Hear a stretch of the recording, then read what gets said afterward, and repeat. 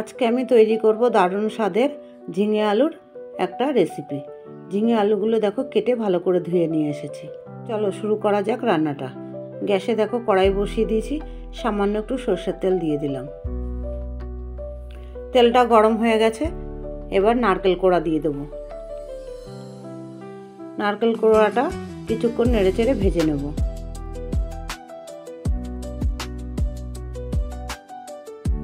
ভাজা হয়ে গেছে, এবার দিয়ে দেবো কিছুটা চিনেবাদাম।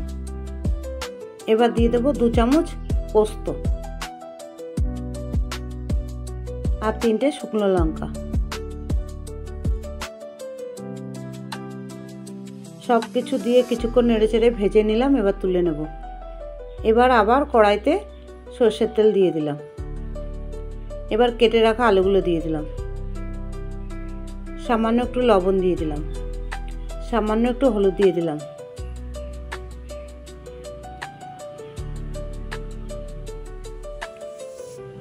কিছুক্ষণ নেড়েচেড়ে আলুগুলো ভেজে নিলাম।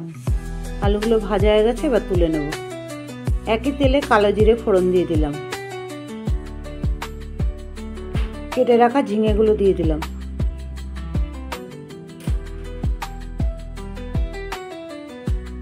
ঝিঙেগুলো দেখো কিছুক্ষণ নেড়েচেড়ে ভেজে নিলাম।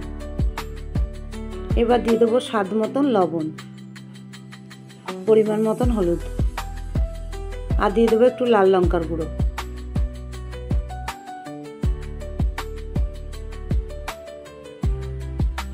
সব কিছু দিয়ে কিছুক্ষণ নেড়ে নিলাম। এবার ভেজে রাখা আলুগুলো দিয়ে দিলাম। এবার দেখো নারকেল, পোস্ত আর শুকনো লঙ্কা আর বাদাম ভেজে পেস্ট করে রেখেছিলাম, দিয়ে দিলাম।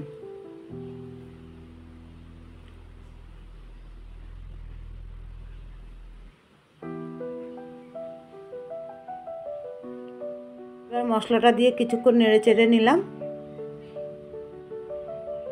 এবার মিক্সচারের বাটি ধুয়ে সামান্য একটু জল দিয়ে দিলাম।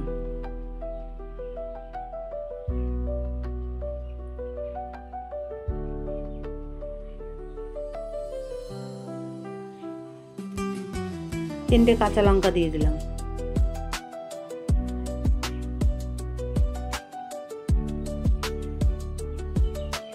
ঝিঙে আলুর রেসিপিটা আমার হয়ে গেছে, এবার একটা পাত্রে নামিয়ে নেব। আমার এই রেসিপিটা আপনাদের যদি ভালো লেগে থাকে একটা লাইক, একটা কমেন্ট, একটা চ্যানেলটিকে সাবস্ক্রাইব করে দেবেন।